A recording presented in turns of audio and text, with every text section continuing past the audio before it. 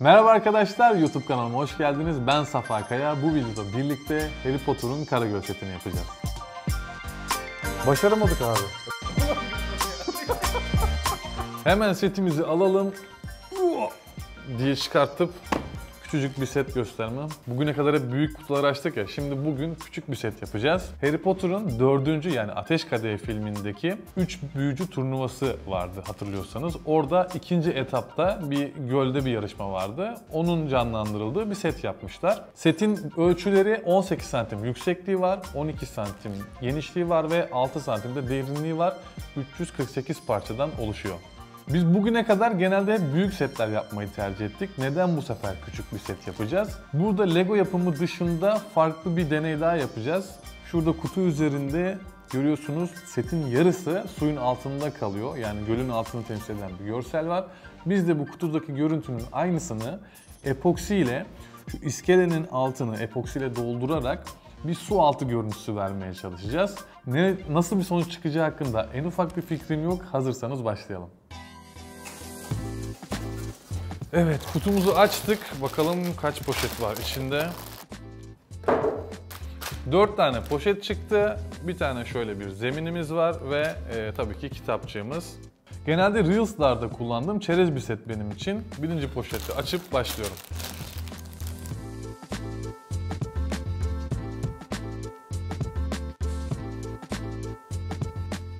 İlk mini figürümüzü yaptık. Harry Potter karakteri biliyorsunuz filmde Galsamot'unu yedikten sonra 1 saat suyun altında kalabileceği yüzgeç ve solungaçlar oluşuyordu.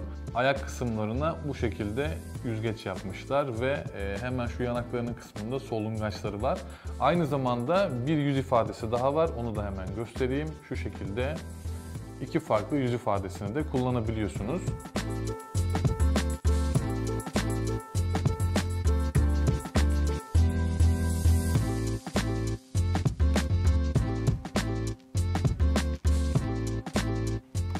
Birinci poşetimizi bitirdik. Şöyle filmden biraz bilgi vermek istiyorum size. Biliyorsunuz Harry Potter'ın 4. filmi Ateş Kadehi filminde 3 büyücüler turnuvası var. Karagöl filmdeki o yarışmanın ikinci etabı oluyor. Ve Harry Potter suyun altına dalarak işte arkadaşlarını kurtarmaya çalışıyordu. Şu anda o gölün altındaki kısmı birinci poşette tamamladık. İkinci poşette iskelenin üst kısmıyla devam edeceğiz.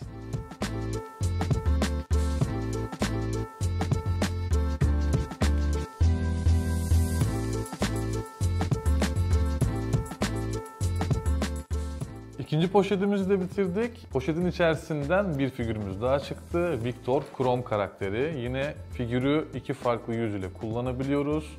Şu şekilde saçını taktığımızda normal insan hali ve suyun altında biliyorsunuz köpek balığına dönüşüyordu Krum büyüyle. O şekilde köpek balığına dönüşerek Hermione Granger'ı kurtarıyordu. Şöyle bir köpek balığı yapmışlar ve taktığımızda şöyle bir görüntü oluyor. Ve kafasını da çevirdiğimizde köpek balığının ağzının içinin bir görüntüsünü koymuşlar. Tam bir köpek balığı görüntüsü olmuş. Bence güzel. Hemen hemen iskelede de bitmek üzere. Şurada küçük bir detay koymuşlar. Saati arkadan şöyle topuz yardımıyla çevirebiliyorsunuz. Çünkü yarışma süresi 1 saat. 1 saat içerisinde aşağıdaki arkadaşlarını kurtarmak zorundalar. Bu saatin hareket ettiriliyor olabilmesi bence güzel bir detay. Bir de şu çatının hem renk tonu hem de tasarımı bir hoşuma gitti ya. Güzel. 3. poşetimizle devam ediyoruz.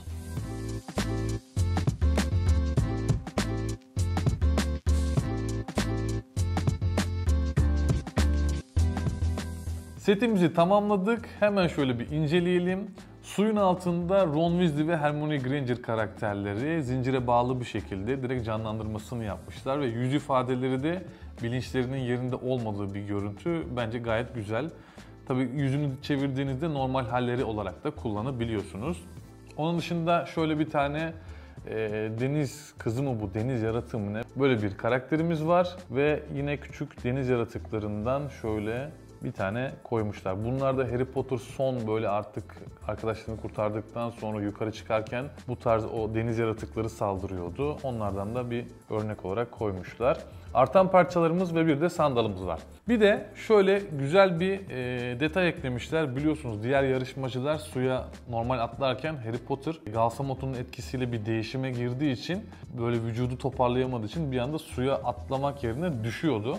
Hemen onu da göstereyim. Şu şekilde figürü yerleştirdikten sonra suya düşmesini sağlayan bir sistem yapmışlar. Şu şekilde bastığımızda pıt diye suyun içerisine düşmüş oluyor. Setimiz bu şekilde. Şimdi epoksi aşamasına geçeceğiz. Gerçekten çok merak ediyorum. Bu arada suyun altında kalan detayları çok hoşuma gitti. Su altındaki canlılığı iyi yansıtmışlar. İşte bir tane balık koymuşlar, yengeç var, işte deniz bitkileri falan. Şimdi ben parmaklarımı bu seti yaparak ısıtmış oldum. Epoksi kısmını daha önce deneyimlemediğimiz bir alan. Çok merak ediyorum. Çünkü epoksiye bir tık renk de damlatacağız ama rengin dozajı çok önemli. Biraz fazla kaçarsa mat bir görüntü olacak ve su altında kalan görüntüyü göremeyeceğiz. O yüzden ayarını çok iyi yapmamız gerekiyor. Vedo, ben biraz heyecanlıyım. O zaman epoksi aşamasına geçelim bence. Kankacığım hoş geldin. Hoş bulduk. Böyle bir deneyi ilk defa yapacağım ve bu ilk deneyimimde beni yalnız bırakmadığın için teşekkür ediyorum. Asla bırakmam.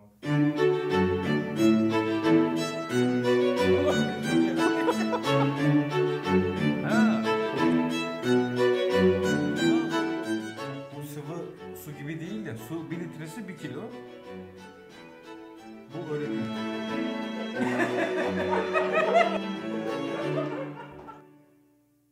Başaramadık abi. Başaramadık. Üstüm başım da mahvoldu benim. Masayı da mahvettik. Yani bunu bizim para falan lazım. Epoksi çıkmıyor çünkü kurudu. Biliyorsun bu arkadaş da fokur fokur gitti, ortalığı yakıyorduk. Vallahi Olmadı bu arada gömleğini daha çok beğendim. O ayrı konu. Şimdi neden başaramadık onu anlatmak istiyorum. Biz ince reçineli epoksi aldığımız için reaksiyona çok hızlı girdi ve Lego'yu eritti. Kurtarabildiğim parçaları kurtardım. Buraya koydum. Şimdi doğru olduğuna inandığımız bir tarifle devam edeceğiz. Kalın reçineli epoksi aldık. Bu sefer sıralama nasıl olacak? Şimdi tekrardan tabii plexi kestirmek zorunda kaldık. O plexleri birbirine yapıştıracağız. Sonrasında karışımımızı hazırlayacağız. Zaten burada birebir ölçeğimiz var. 1 kilo epoksiye 400 gram aktifleştirici maddeyi koyduktan sonra bir doz ölçeğimiz hazır olacak. O zaman hassas terazi de kullanmamıza gerek kalmayacak. Direkt birebir ölçü çünkü. Kullanalım bence. Kullanalım mı diyorsun? Kullanalım abi. Tamam. Kimya işlerinde böyle şeyler önemli. Tamam, seni kırmıyoruz, kullanacağız. Kullanalım. Şimdi ölçekleri hazırladıktan sonra bu arada bir tüyo daha aldık. Şimdi biz kutudaki görüntüyü birebir yakalamak için bazı figürleri farklı yüksekliklerde konumlandıracağız. Bu arada tabii tekrardan yeni bir set almak zorunda kaldık. Üstü burada, altı yok. Altı burada. Alt kısmını tekrardan yapacağım ben. Yaptıktan sonra şimdi belli bir yüksekliğe gelene kadar epoksiyi dolduracağız. Sonra Japon yapıştırıcısıyla istediğimiz yüksekliğe figürü yapıştıracağız. Epoksi kuruduktan sonra bu işlemi bir kere daha uygulayacağız. En sonunda tam istediğimiz yüksekliğe geldikten sonra da bence tamamlanmış olacak artık yani. Tamamlanır. Umarım bu epokside bu boyalar çıkmaz. Bak boyalar falan Evet, bayağı evet. Tabii ama eridi ya. Lego'yu eritti. Bambaşka böyle şey gibi oldu. Dibi kötü olmuş böyle Evet, göl möl olur ya, onun gibi oldu yani. Duman altı oldu abi ya. Hiç beklemezsin böyle Bir şey kaçtık yani. ama korktuk bir Ya kaçtık. başımız ağrıdı abi, mahvolduk. Okey, bu sefer doğru olacağına inanıyoruz. Başaracağımıza inanıyoruz. Olacak. Bakalım. O zaman başlıyor muyuz? Aynen başlıyoruz abi. Sen Plexi'desin, ben setteyim. Aynen. Tamam mı? Yapıştıran Z. Hadi bakalım.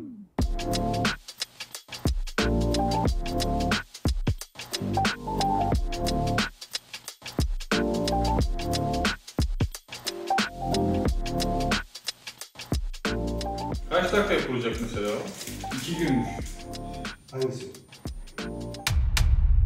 Bu değil ya.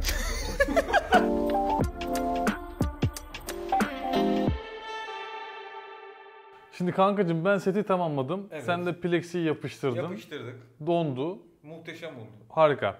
Şimdi kabarcıkların oluşmaması adına epoksiyi biraz saç kurutma makinesiyle ısıttık. Oda sıcaklığından biraz daha yüksek olması gerekiyormuş. Bakalım doğru bir bilgi mi? Şimdi ölçeklerimiz zaten direkt hazır. Epoksi miktarının %40'ı kadar aktifleştirici madde kullanacağız. 2 ölçek. Bir bakalım nereye kadar gelecek. Çünkü zaten aşama aşama yapacağız. Aynen öyle. O zaman bir ilk aşamayı görelim. Deneyelim. İkinci bu sefer daha deneyimliyiz. Artık bilinçliyiz. 10 numara. Bilir kişiyiz artık. Aynen.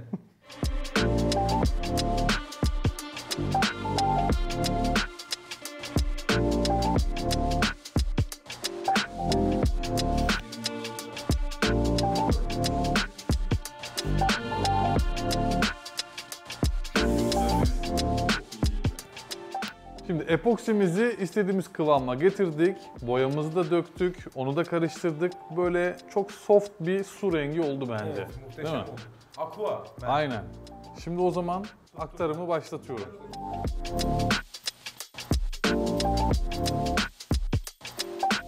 Şimdi hazırladığımız epoksiyi plexinin içerisine döktük. Evet. Belli bir seviyeye kadar. Şimdi bu kurumasını bekleyeceğiz 24 saat. Kuruduktan sonra figürleri Japon yapıştırıcısıyla yapıştırıp tekrar bir kat daha atacağız üzerine. Değil mi? Bu şekilde 3 yapacağız. kat daha atıyor olabiliriz. Evet, 3 kat Evet. muhtemelen olacak. O zaman şu köpükleri pürmüzde bir alalım mı? Hazırlayalım hemen.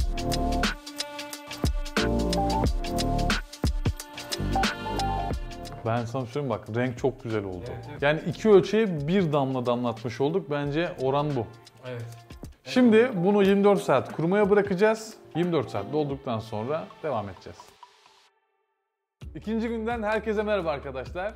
24 saat geçti aradan. Epoksimiz gayet güzel kurumuş bu arada. Böyle arada ufak bir baloncuklar falan var ama onlar da artık bir suyun içinde doğal bir görüntü bence. Aynen. Tabii canım, sonuçta bu bir su altı. Değil mi? Aynen. Bence bu arada rengi çok iyi yakaladık. Bu sefer başardık. Şimdi normalde biz bunu 3 aşamada yapmayı planlıyorduk ama zaman kazanmak adına figürlerin hepsini aynı yükseltide yerleştireceğiz Japon yapıştırıcısıyla. Sonra da kalan bütün epoksilerimizi döktükten sonra bu hizaya geldiğinde artık bizim için bitmiş olacak proje. Aynen öyle. Sonra tekrar bir 24 saat kurumaya bırakacağız ve ertesi gün tamamen bitmiş olacak. Ortaya gerçekten nasıl bir şey çıkacak çok merak ediyorum. O zaman hazırsak şu figürleri yapıştıralım, ondan sonra epoksimizi hazırlayıp dökelim. Döküyoruz. Hadi bakalım.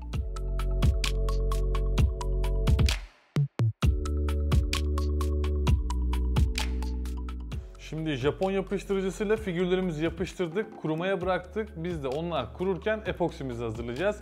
Burada gerileceğimiz bir nokta olacak kanka. Muhtemelen epoksiyi buraya dökerken figürler oynayacak mı? Aynen. Bu düşünce şu an beni çok geriyor. Aynı rengi tutturmamız lazım. Yoksa biri aynı Onu ben yakalayacağım. Bak Tamam. onu ben yakalayacağım. Matematiksel olarak sendeyiz kanka. Hadi bakalım. Başlıyorum o zaman. Başlıyoruz.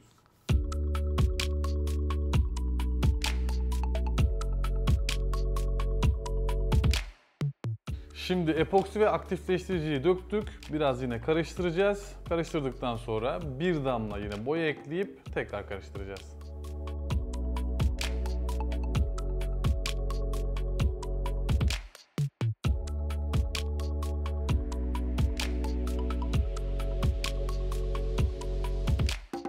Şimdi farklı zamanlarda iki ölçek şeklinde yaptığımız için arada şu anda görüntüde bir çizgi var gibi duruyor. Ama onu en son zımparalayıp tekrar bir sürdüğümüzde kaybolur diye düşünüyorum.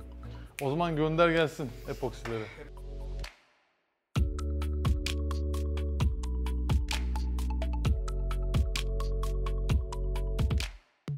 Şimdi bu epoksinin tam sınıra kadar yeteceğini düşünüyorum. Bakalım. İyice karıştırdım, boyasını döktüm. Artık son ölçeğimiz bu. Hazır mısın? Ben hazırım şu an.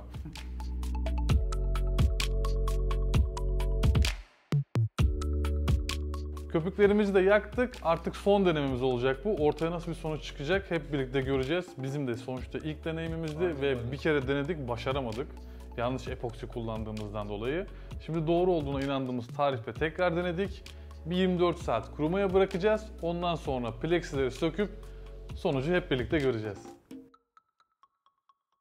Evet arkadaşlar, final günü geldi çattı. Son katımızda kuruduktan sonra artık plexiyi sökme kısmına geçeceğiz. Bu arada sabah ben gelip baktım, böyle baloncuklar Evet. kendinden oluşmuş, inanılmaz bir doğal görüntü. Çok güzel yapamamışız. Ama yapamamamız bence güzel olmuş. Muhtemelen galsamotları bitti. Kesin. Şimdi şöyle bir yol izleyeceğiz. Pleximizi sökeceğiz. Burada iki katmandan oluştuğu için arada bir iz var. Onu yok etmek için 800'lük ve 1000'lik zımparalarımız var. Onlarla biz zımparalayıp sonrasında cila vurup artık hazır hale getirmiş olacağız diye düşünüyorum. O zaman ne yapalım, sökelim mi?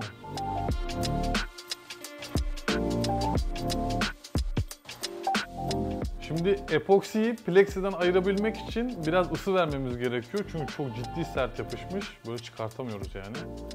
Ver kanka ısıyı.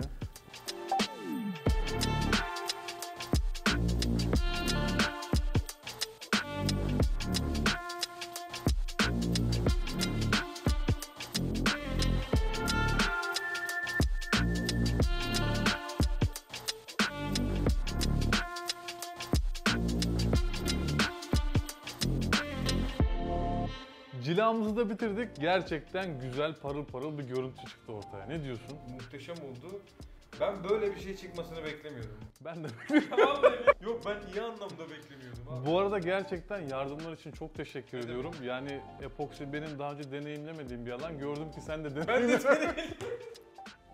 Ama Yani. rica ediyorum beni bir daha epoksi işinde çağırma kardeşim. Abi sen şu zaten epoksilerini alıp seni selametle uğurluyorum. Çok teşekkür Ben ederim. Lego'dan devam edeceğim. Selametle. Hadi görüşürüz. Evet, bu epoksiyi yaparken gerçekten çok meşakkatli bir süreçten geçtik. Başta yanlış malzeme, yanlış karışım kullandık. Tekrardan plexi yapmak zorunda kaldık. İlk deneyimimizde olacak mı, olmayacak mı, nasıl yapabiliriz? Plexiyi sökmek ayrı bir zordu. Ondan sonra rötuşladık, cilasını attık.